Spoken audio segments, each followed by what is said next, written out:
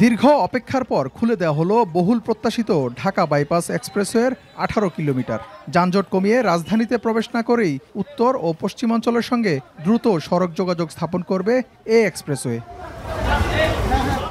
রবিবার সকালে এক্সপ্রেসওয়ের একাংশের আনুষ্ঠানিক উদ্বোধন করেন সেতু উপদেষ্টা ফাউজুল কবির খান। এ সময় নামফলকে নিজের নাম দেখে প্রকল্প সংশ্লিষ্টদের উপর ক্ষুব্ধ হন তিনি। পরে উপদেষ্টা বলেন, বড় শহরগুলোর যানজট কমাতে বাইপাস সড়কের বিকল্প নেই। তিনি আরও জানান, মাল্টিমোডাল ট্রান্সপোর্ট প্ল্যান হাতে নেওয়া হয়েছে, যেখানে সড়ক, রেল ও নৌযোগাযোগকে একত্রে গুরুত্ব দেওয়া হবে। সড়ক নির্মাণে দুর্নীতি ও অস্বাভাবিক ব্যয় নিয়ন্ত্রণ করা গেলে 20 থেকে 30% খরচ কমানো সম্ভব। রাস্তার নির্মাণ ব্যয় অনেক বেশি, এটা কিন্তু কমাতে হবে। এটা আমাদের যে আশেপাশের দেশ, সেসব দেশের তুলনায় আমাদের রাস্তা নির্মাণের ব্যয় অনেক বেশি। এই দুর্নীতি কমালে এবং এই যে আমাদের যারা প্রকৌশলী তারা যদি করেন, তাহলে এইটাকে 20 থেকে 30% ব্যয়, রাস্তা নির্মাণের ব্যয় কমানো সম্ভব। ঢাকা বাইপাস এক্সপ্রেসওয়েতে 9 ক্যাটাগরির যানবাহন চলাচল করবে, তবে সিএনজি চালিত অটোরিকশা ও মোটরসাইকেল চলাচল করতে পারবে না। বাধাহীন এ যাত্রায় বড় পণ্যবাহী ট্রাকের টোল নির্ধারণ করা হয়েছে 700 টাকা এবং প্রাইভেট কারের জন্য 150 টাকা। তবে পুরো প্রকল্পের সুবিধা পেতে অপেক্ষা করতে হবে 2026 সালের জুন পর্যন্ত। সর্বনিম্ন হচ্ছে 150 টাকা এবং সর্বোচ্চ হচ্ছে 740 টাকা। 9 ক্যাটাগরিতে গাড়িগুলো বিভক্ত করা হয়েছে। 7 থেকে 800 গাড়ি যাবে। এ থেকে প্রতি 8 ঘন্টায় বা প্রতি শিফটে আমাদের কিছু না হোক 6-7 লাখ টাকা উঠবে। চিটাগং পোর্ট এবং উত্তরাঞ্চলকে কানেক্ট করছে।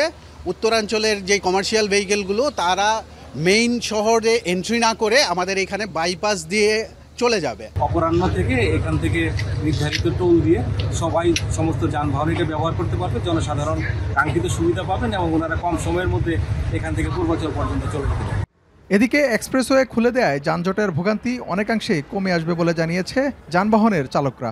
ম্যাক্সিমাম ট্রাফিক জ্যাম থাকে, মানে সারাদিন বা রাত পর্যন্ত এরকমই ওখানে দিন কাটে গেছে অনেক ট্রাক ড্রাইভার বা বাস ড্রাইভার চালকরা।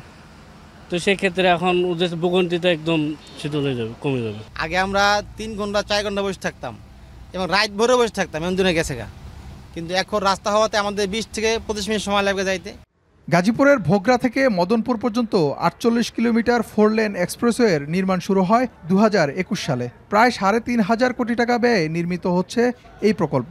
এতে থাকছে 40টি আন্ডারপাস, 3টি ব্রিজ, একটি ইন্টারসেকশন এবং একটি ফ্লাইওভার।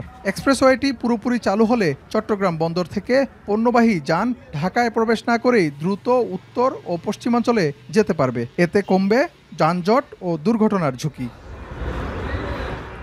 দেশের দ্বিতীয় বৃহত্তম এক্সপ্রেসওয়ে হলেও এতে ব্যবহার হচ্ছে সর্বাধুনিক প্রযুক্তি। ধাপে ধাপে যুক্ত করা হবে আর্টিফিশিয়াল ইন্টেলিজেন্স ও ক্লাউড কম্পিউটিং সিস্টেম, যা দেশের যোগাযোগ খাতে নতুন মাত্রা যোগ করবে। ইফতেখার রায়হান, এখন, গাজীপুর।